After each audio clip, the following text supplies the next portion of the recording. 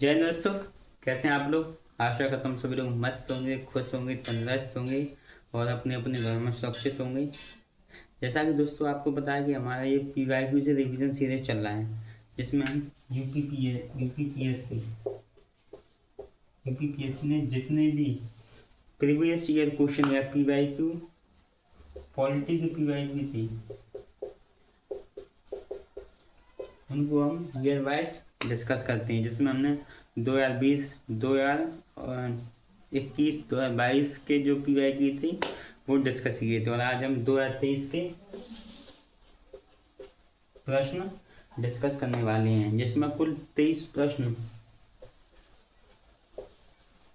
23 question UPPSC ने polity के पूछे थे। तो बिना देरी के अपनी क्लास को स्टार्ट करते हैं 2 लाइनों के साथ कि कुछ देर की खामोशी है फिर शोर आएगा, कि कुछ देर की खामोशी है फिर शोर आएगा, तुम्हारा वक्त आया है हमारा दौर आएगा। तो इसी के साथ जो अपनी क्लास को स्टार्ट करते हैं। जो पहला क्वेश्चन पूछा गया था 2023 में,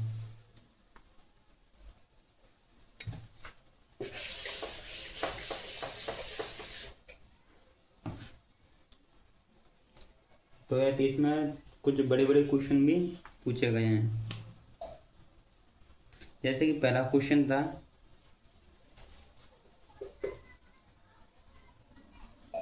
निम्न में से कौन सा सही सुमेलित नहीं है। तो इसमें जो पहला ऑप्शन था संघ राज्य क्षेत्र, इसका जो भाग दिया गया है भाग 8। इसके बाद है अनुसूचित एवं जनजाति क्षेत्र, इसके सामने भाग 10। इसके बाद दिया है अधिकरण के सामने लिखा गया है भाग 11। इसके बाद है राजभाषा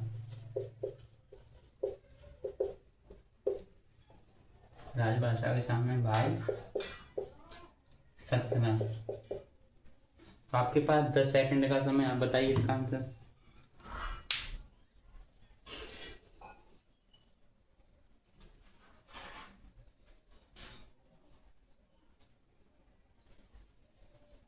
तो जैसा आपको पता है कि भाग 8 में हमें संघ राज्य क्षेत्र देखने को मिलता है। तो इसमें जो क्वेश्चन पूछा था कि कौन सा सही सुमेलित नहीं है, तो ये तो सही सुमेलित है, तो ये बार हमारा सही हो जाएगा। इसके बाद है अनुसूचित एवं जनजाति क्षेत्र, यह भी भाग 10 में हमें देखने को मिलता है, तो यह भी सही हो जाएगा। इसके बाद है राजभाषा भाग 17 में दी गई है, इसलिए यह भी सही हो जाता है।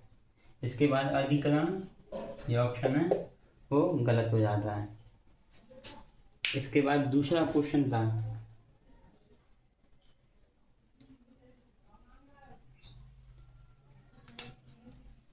आर्टिकल 324। इसमें भी यही पूछा है कि कौन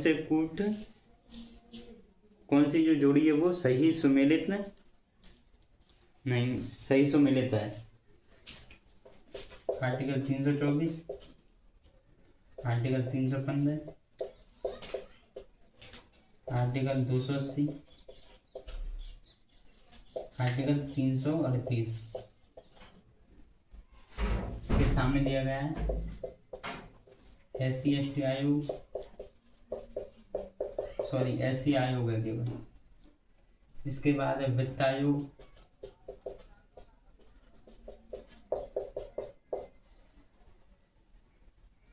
लोक सेवा आयोग,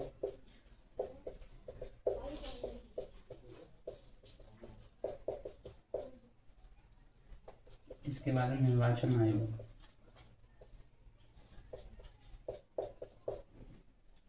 इसमें सॉरी क्वेश्चन पूछा था कि इनकी जो सही है वो मिलान करें, इसमें कौन से सही हैं। तो आपके पास 10 सेकंड, आप बताइए तब तक।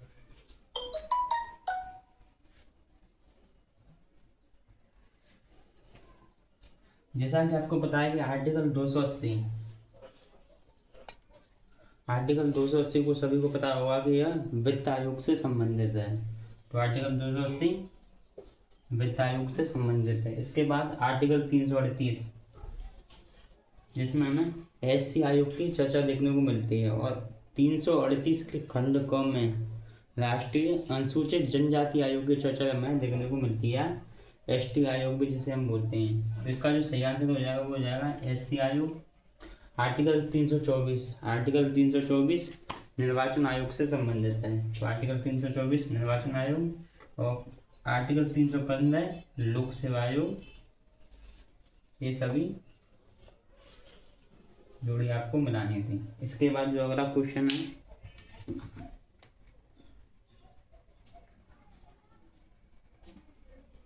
निम्नलिखित घटनाओं पर विचार कीजिए तथा इन्हें सही कालानुक्रम में व्यवस्थित कीजिए। सबसे पहले से लेकर आखिरी गतिविधि तक, यानी कि जो 4 ऑप्शन दिए गए हैं उनके बाद 4 फोटो भी दिए गए हैं, लेकिन जो 4 ऑप्शन दिए गए हैं उनमें से आपको सही बताना है कि पहला कौन सा है, उसके बाद कौन सी घटना हुई, उसके बाद कौन सी घटना हुई।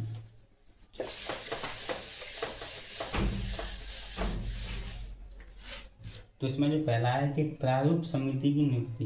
इसी क्वेश्चन में हम देखेंगे हम एलिमिनेशन का कैसे सहारा ले सकते हैं। अगर हमें कोई क्वेश्चन नहीं आ रहा है तो हम ज़्यादा नहीं तो केवल 2 ऑप्शन तक कैसे पहुंच सकते हैं, यानी कि इन 4 ऑप्शन में से हमें 2 एलिमिनेट करने हैं, और 2 अगर कोई क्वेश्चन नहीं आता है तो हमें एलिमिनेशन की जो प्रक्रिया है वो फॉलो करनी पड़ती है, और हमें 15% पर या तो इसमें ये सही होगा या ये सही होगा, ऐसी प्रोसेस पे हमें पहुंचना जरूरी है। इसमें जो पहला ऑप्शन था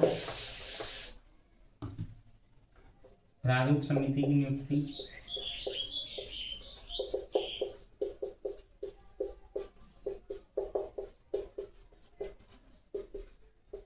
अपॉइंटमेंट ऑफ ड्राफ्टिंग कमेटी। इसके बाद है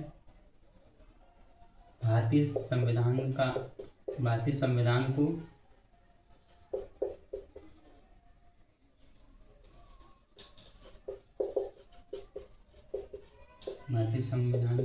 अंगीकृत और अधिनियमित। इसके बाद है संविधान का लागू होना,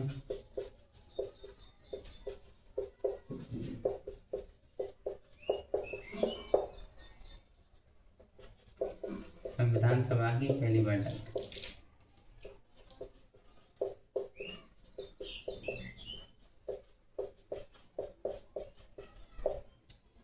इसमें जो कूद दिए गए हैं ऑप्शन ए 3, इसको हम ऐसे लिख देते हैं।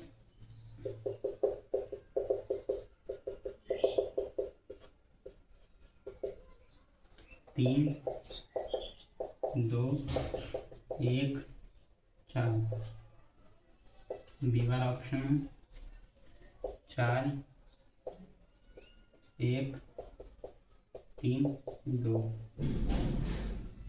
इसके बाद सी वाला ऑप्शन है 1, 2, 4, 3।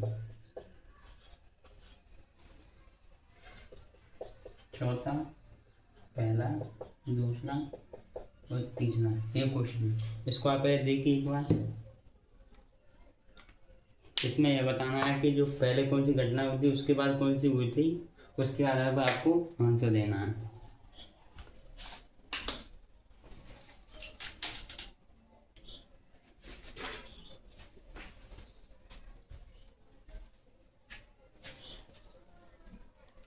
इसी जो क्वेश्चन है इसमें हम देखेंगे कि एलिमिनेशन कैसे लगाया जाता है।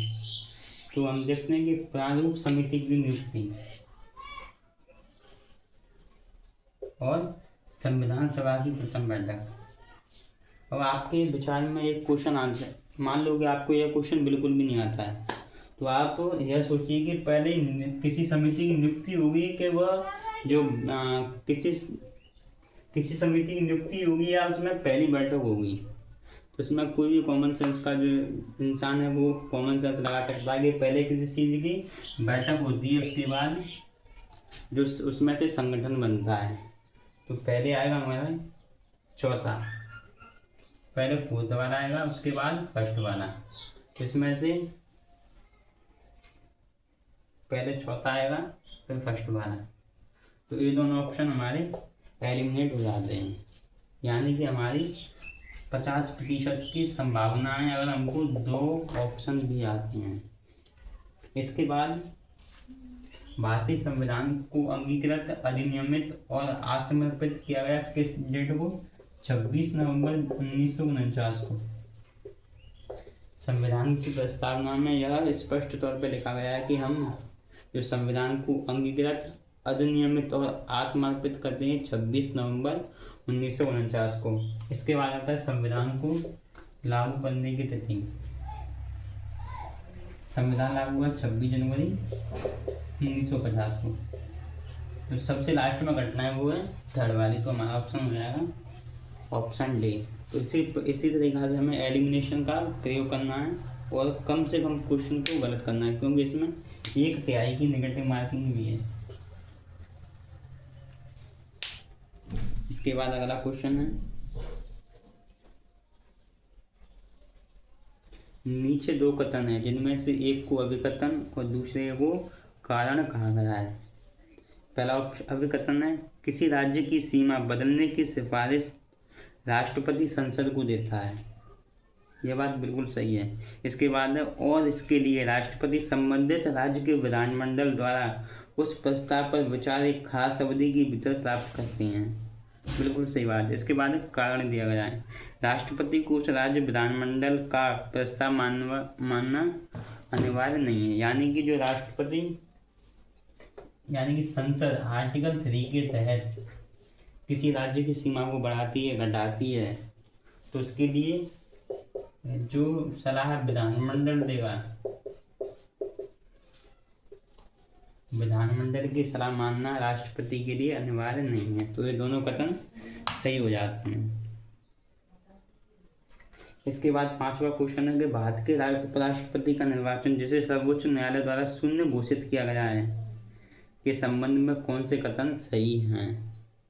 तो पहला कथन है, उपराष्ट्रपति के रूप में इस प्रकार की घोषणा से पूर्व उसके द्वारा किए गए कार्यविधि मान्य होते हैं। यानी कि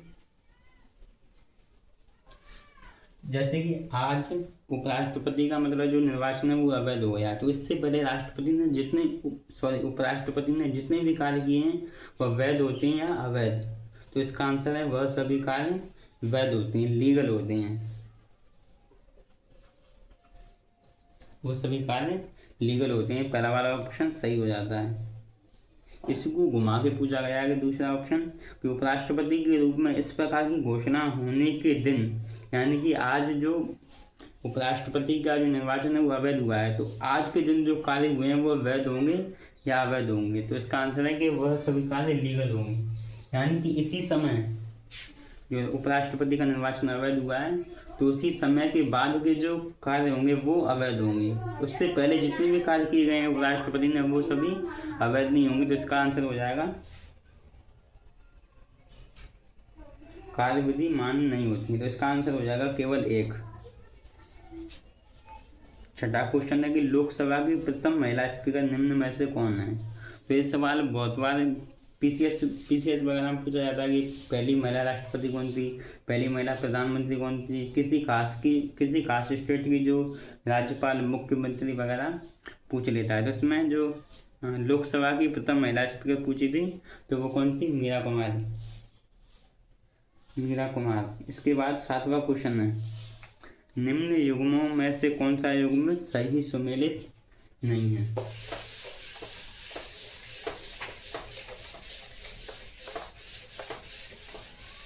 हमें क्वेश्चन को बहुत ध्यान से पढ़ना है कि क्वेश्चन में सही है पूछा है या सही नहीं है। तो इसमें पूछा है कौन सा सही सुमेलित नहीं है। तो पहला है तीसरी अनुसूची, थर्ड शेड्यूल,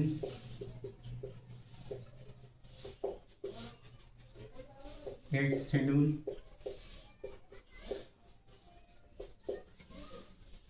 नाइन्थ शेड्यूल, 10वां 10th शेड्यूल। इसके बाद है शपथ। 8b के सामने लिखा है भाषा है। 9 में लिखा है राज्यसभा में सीटें। 10वीं में लिखा है दल बदल। तो आपको यह क्वेश्चन बताना है। 2021 में भी यह क्वेश्चन पूछा गया था कि जो अनुसूचियों के बारे में क्वेश्चन पूछा गया था, और मैंने जितने भी 12 अनुसूची हैं उनको उसका एक्सप्लेन भी बताया था। जैसा आपको बताया कि 3rd शेड्यूल शपथ के बारे में, तो यह तो सही हो जाएगा। 8वीं अनुसूची भाषाएं, जिसमें 22 प्रकार की भाषाओं को संविधान गारंटी देता है, तो यह भी सही हो जाएगा। इसके बाद आता है दल बदल। 10वीं अनुसूची 52वें संविधान संशोधन द्वारा जोड़ी गई थी, जिसमें दल बदल के प्रावधान है, तो यह भी सही हो जाता है। इसके बाद 9th शेड्यूल। 9th शेड्यूल में राज्यसभा की सीटें नहीं दी गई हैं, बल्कि 9th शेड्यूल में भूमि सुधार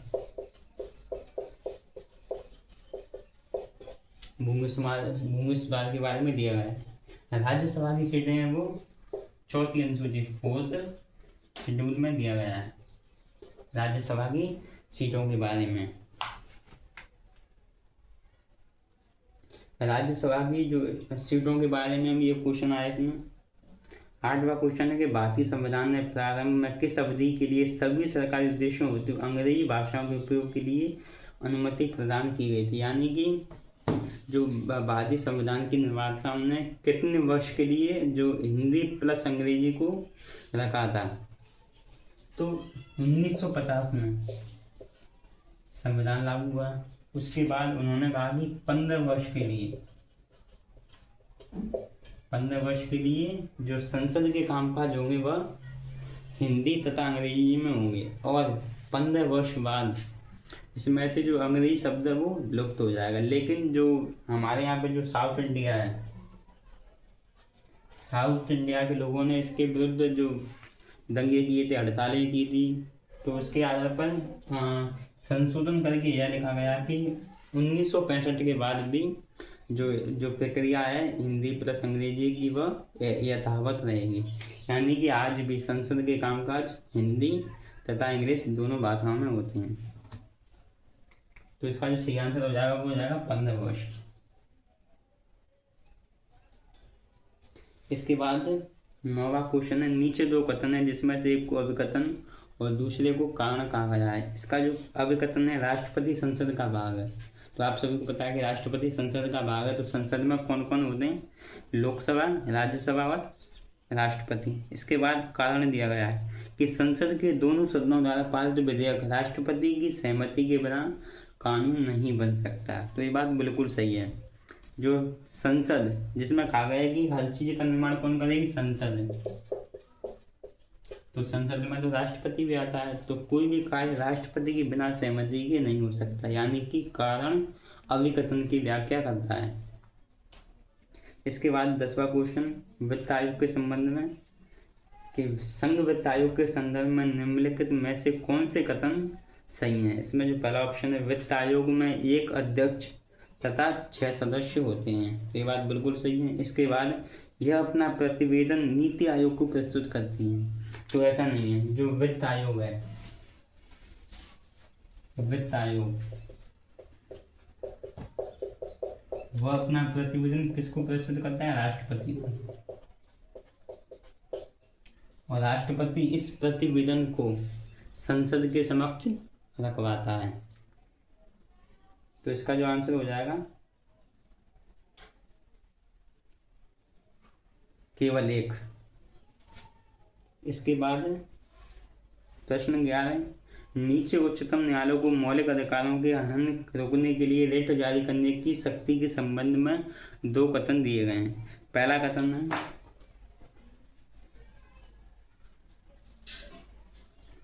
है कि उच्चतम न्यायालय को यह शक्ति प्रदत्त है कि वह बंदी, प्रत्यक्षीकरण, परमादेश, प्रतिषेध, अधिकार प्रत्याशा और उत्प्रेषण रिट जो भी मूल अधिकारों को लागू करने के लिए समुचित हो, उस रिट का प्रयोग कर सकती है। यानी कि आर्टिकल 32 का प्रयोग आर्टिकल 32 का प्रयोग जो सर्वोच्च न्यायालय वो कर सकता है, तो यह कथन बिल्कुल सही है।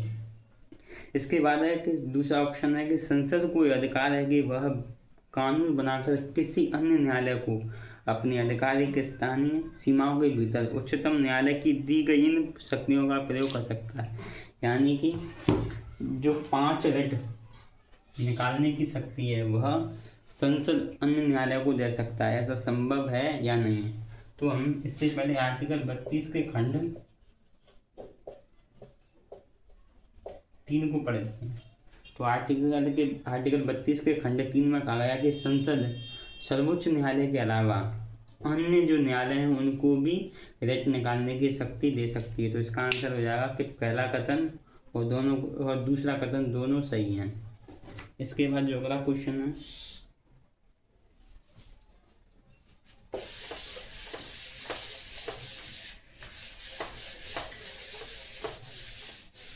अटॉर्नी जनरल के ऊपर एक क्वेश्चन है कि भारत के महान न्यायवादी के संदर्भ में निम्नलिखित कथनों में से कौन से कथन हैं वो सही है। इसमें जो पहला ऑप्शन है कि महान न्यायवादी के पद पर ऐसे व्यक्ति को नियुक्त होगी जो कि उच्चतम न्यायालय का न्यायाधीश नियुक्त होने के लिए अर्हत हो। यानी कि जो अटॉर्नी जनरल का पद है, महान न्यायवादी का पद है,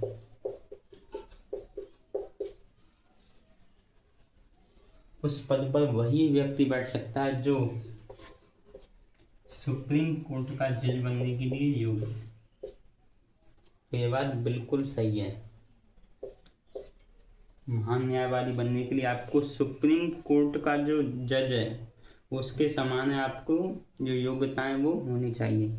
इसके बाद दूसरा ऑप्शन है महान न्यायवादी को उनके पद से उसी प्रक्रिया से हटाया जा सकता है जैसे कि उच्चतम न्यायालय को। यह भी सही है। अगर उसको चयन भी सुप्रीम कोर्ट के जज के जैसा है तो उसकी जो क्या है हटाने की प्रक्रिया है वह भी सेम होगी। हटाने की प्रक्रिया भी सेम होगी। इसमें जो पहला क्वेश्चन और दूसरा क्वेश्चन, जो पहला जो पॉइंट है और दूसरा पॉइंट दोनों सही हैं। इसके बाद है 13वां क्वेश्चन विधान परिषद के बारे में पूछा है कि कौन से सही है, विधान परिषद के संबंध में कौन से कथन सही हैं। पहला ऑप्शन है कि एक विधान परिषद में उस राज्य की विधानसभा की कुल सदस्य संख्या के 1/3 से अधिक सदस्य नहीं हो सकते। यानी कि किसी विधान परिषद में विधानसभा में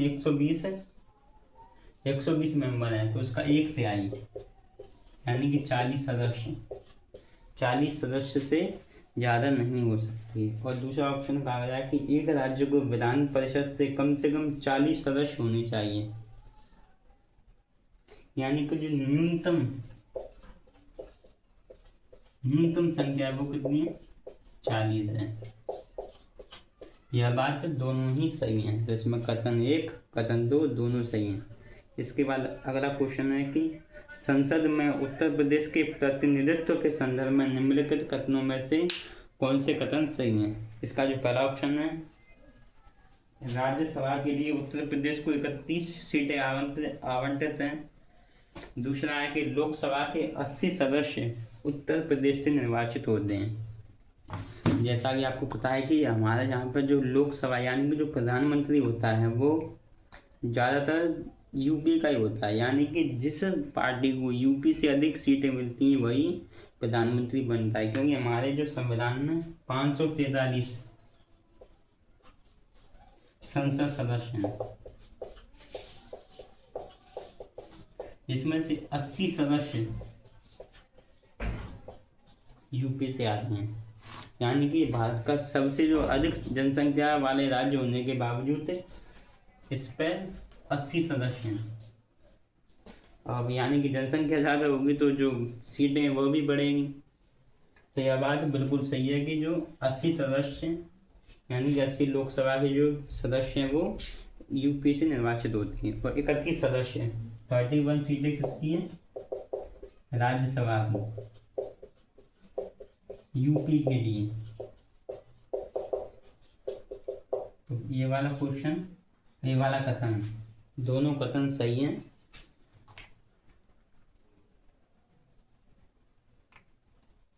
इसके बाद अगला क्वेश्चन है कि संसद के सचिवालय में पदों के संदर्भ में निम्नलिखित में से कौन से कथन सही हैं।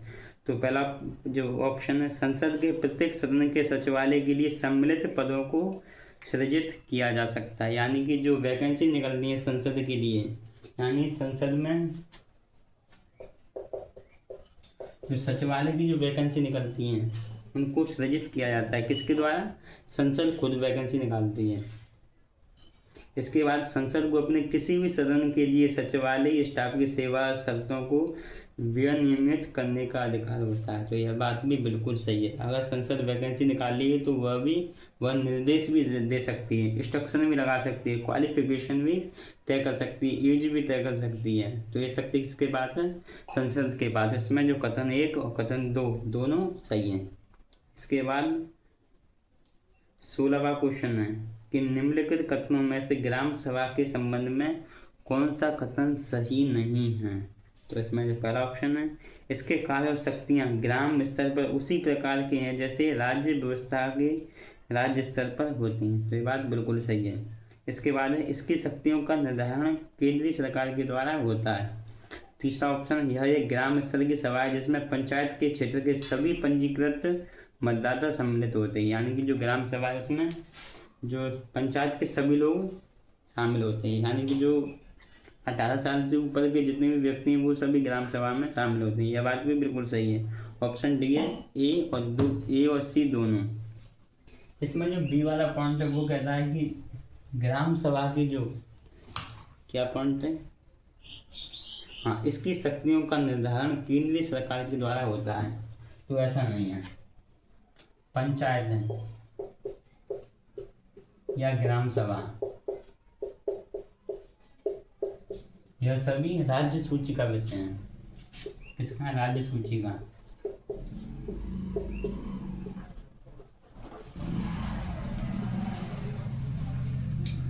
राज्य सूची का विषय है तो केंद्र इस पर कानून नहीं बना सकता, कुछ जो अपवाद है उनको छोड़कर।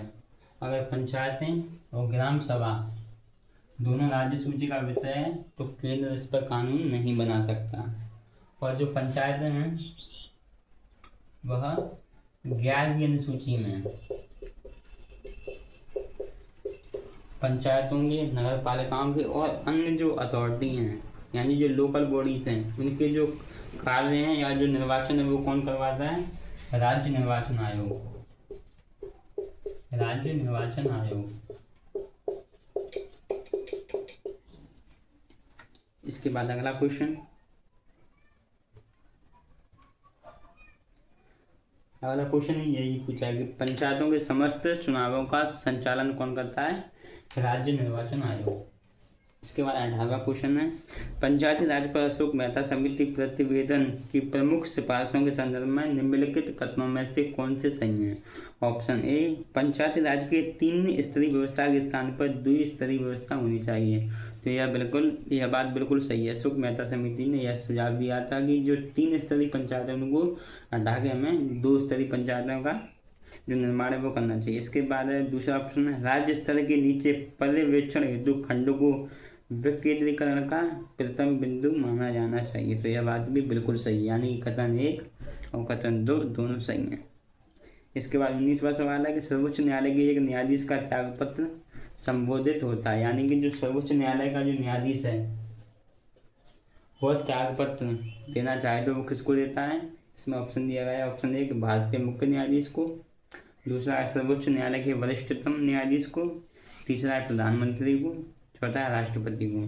जैसा कि अगर इसके अलावा और कोई भी अन्य सवाल आ जाए, जैसा कि प्रधानमंत्री किसको देता है, उपराष्ट्रपति अपना जो त्यागपत्र है किसको देता है, मंत्रिपरिषद किसको देती है, सीजी किसको देता है, अटॉर्नी जनरल कौन देता है, यूपीएससी का अध्यक्ष कौन देता है, वित्त आयोग के अध्यक्ष अपना इस्तीफा किसको देते हैं, ये सभी अगर जो बड़े बड़े टॉप जो आयोग हैं उनके जो सदस्य हैं वो अपना इस्तीफा किसको देते हैं? ज़्यादातर संभावना है कि वो राष्ट्रपति को दें। राष्ट्रपति अपना इस्तीफा किसको देता है? इसका जवाब दीजिए आप कमेंट बॉक्स में। इसके बाद अगला क्वेश्चन है, हाँ 20वां क्वेश्चन है, निम्नलिखित में से कौन भारतीय संविधान के अनुच्छेद 20 का हिस्सा नहीं है? ऑप्शन ए स्वयं अपने विरुद्ध साक्षी होने से निषेध। तो यह नोट्स में भी लगवाया कि आपको अपने खिलाफ जो जो गवाही है वो नहीं दे सकते आप। दूसरा है दोहरे दंड से संरक्षण, यानी कि आपको एक गलती की एक ही सज़ा मिलेगी। इसके बाद है यातना के विरुद्ध निषेध, यानी कि आप जो पुलिस है वो आप पे टॉर्चर नहीं कर सकती, यह भी अनुच्छेद 20 में लिखा गया है। इसके बाद है कायोत्तर विधि। तो इसका जो सही आंसर हो जाएगा वो हो जाएगा कायोत्तर विधि। इसमें केवल हिंदी में जो क्वेश्चन लिखे हैं, इसका जो इंग्लिश पता भी नहीं है कि क्या होगा इसका, यानी कि जो लोक सेवा आयोग है वो ऐसी जो हिंदी है या ट्रांसलेशन ऐसा ही करवाते हैं, मतलब जो हिंदी मीडियम का स्टूडेंट है वो समझ नहीं पाएगी हो क्या है उसके साथ। इसके बाद है 21वां क्वेश्चन, निम्नलिखित में से कौन सा प्रावधान नीति निर्देशक तत्वों तथा मौलिक कर्तव्य दोनों का भाग है, यानी कि कौन सा जो आर्टिकल है वो डीपीएसपी में भी लिखा गया है और फंडामेंटल ड्यूटीज में भी लिखा गया है। तो इसमें जो पहला ऑप्शन है अभिभावक बच्चों को शिक्षा के अवसर दिलवाएं, तो यह मूल कर्तव्य में। इसके बाद पर्यावरण का संरक्षण, आर्टिकल 48 के खंड क में यह बात कही गई है और यह किस में भी कहा गया है, मौलिक कर्तव्यों में भी। तो इसका जो सही आंसर हो जाएगा वो हो जाएगा पर्यावरण का संरक्षण। इसके बाद है 22वां क्वेश्चन, संसद की संयुक्त बैठक के संदर्भ में निम्नलिखित कथनों में से कौन से कथन सही हैं। तो इसमें जो पहला ऑप्शन है अनुच्छेद कुछ दशाओं में संसद की दोनों सदनों की संयुक्त बैठक का प्रावधान करती है, यानी कि लोकसभा प्लस राज्यसभा दोनों की संयुक्त बैठक हो सकती है, केवल 2 अपवादों को छोड़कर, धन विधेयक प्लस संविधान संशोधन विधेयक। ये 2 विधेयक ऐसी हैं जिनको पृथक यानी कि लोकसभा प्लस राज्यसभा दोनों में अलग अलग पारित होना जरूरी है। उनके संबंध में जो क्या बोलते हैं संयुक्त बैठक नहीं हो सकती है। दूसरा जो ऑप्शन है दोनों सदनों की संयुक्त बैठक की अध्यक्षता स्पीकर करता है, तो ये बात भी बिल्कुल सही है। लोकसभा का जो स्पीकर है, लोकसभा स्पीकर वह इसकी अध्यक्षता करता है। अगर लोकसभा का स्पीकर नहीं है तो कौन करेगा, जो डिप्टी स्पीकर। अगर ये भी नहीं है तो कौन इसकी अध्यक्षता करेगा, तो जो राज्यसभा का उपसभापति किसी भी हालत में उपराष्ट्रपति या जैसे हम सभापति भी बोलते हैं वह इसकी अध्यक्षता नहीं करता है, क्योंकि वह किसी भी सदन का सदस्य नहीं होता है। इसके बाद अंतिम प्रश्न, भारत में जनगणना का कार्य सर्वप्रथम कब किया गया था। भारत में जनगणना का कार्य सर्वप्रथम कब किया गया था। पहला ऑप्शन है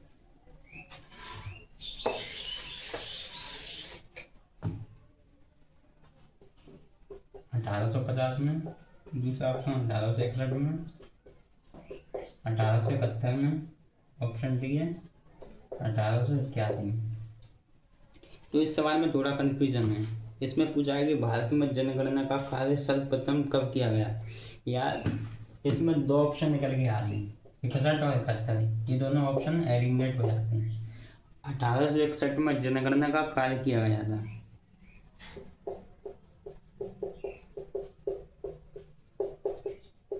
किसके द्वारा, लॉर्ड मेयो। ये अंग्रेजों के नाम भी अजीब होते हैं, लॉर्ड मेयो, लॉर्ड रिपन, अजीब से नाम होते हैं। इसके बाद जो 1871 में पहली जनगणना की गई थी, पहली जनगणना। तो इसमें थोड़ा कंफ्यूजन है। क्वेश्चन के हिसाब से देखें तो इसका जो सही आंसर होता है वो 1861 होता है, क्योंकि इसमें पूछा गया कि जनगणना की शुरुआत कब से की गई है। तो 1861 से लॉर्ड मेयो ने जनगणना की शुरुआत की गई थी, लेकिन यह कुछ ही जो जगहों पर हुई थी, तो इसको हम 1861 सही मान के चलते हैं। तो ये थी दोस्तों आज की अपनी क्लास। तब तक के लिए मिलते रहें, तब तक के लिए बने रहिए। मिलते हैं अपनी नई वीडियो में। धन्यवाद।